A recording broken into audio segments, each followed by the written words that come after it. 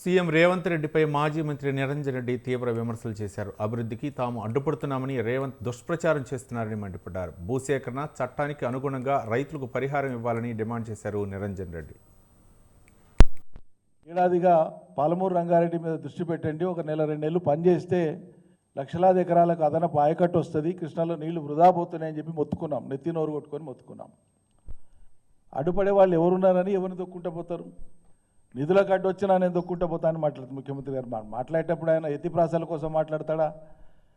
ఆయన మాట్లాడిన దాంతో మొత్తం లోకం అంతా ఇంప్రెస్ అయిపోతుందా అన్నటువంటి దురాశ ఉంటుందో తెలియదు. కానీ నిధులు ఇచ్చేది మీ ప్రభుత్వమే, మీ సహచార మంత్రులే. మరి వాళ్ళు నిధులు లేకపోతే మీ మంత్రులను దొక్కుంటూ పోతారా? భూములు అడుగుతుండ్రు, రైతులు గల భూములు ఇవ్వకపోతే మళ్ళీ రైతుల్ని తొక్కుకుంటూ పోయి భూములు తీసుకుంటారా? హామీలు అమలు చేయమని అలా ప్రజలు అడుగుతున్నారు, ఈ ప్రజల్ని దొక్కుకుంటూ పోతారా? ఎవరిని దొక్కుతారండి మీరు? ఏం భాష? చేయాల్సిన పనేంది, కర్తవ్యం ఏంది, మీ మీద ఉన్న బాధ్యత ఏంది, మీరు ఇచ్చిన హామీలు ఏంది, మీరు ఆడ మాట్లాడుతున్నటువంటి తీరేంది? బెదిరించడం ఏందని నాకు అర్థం కాదు. ఇంకో మాట, 10 లక్షలు కాదు నేను 20 లక్షలు నేనని మాట ఎందుకు వస్తుందండి? ఒక ప్రజాస్వామ్య ప్రభుత్వంలో ప్రభుత్వ అధినేతగా ఉండేటువంటి ముఖ్యమంత్రి మాట్లాడేటప్పుడు మా ప్రభుత్వం అనాలి, మేము అనాలి, లేకుంటే ప్రభుత్వం చేస్తుంది అనాలి. నేను ఇస్తా 20 లక్షలు మీ జాగిరా ఇవన్నీ మీరు కొంటున్నారు, సొంతంగా కొంటున్నారా? మీ ఇంటికి కొనుక్కుంటున్నారా?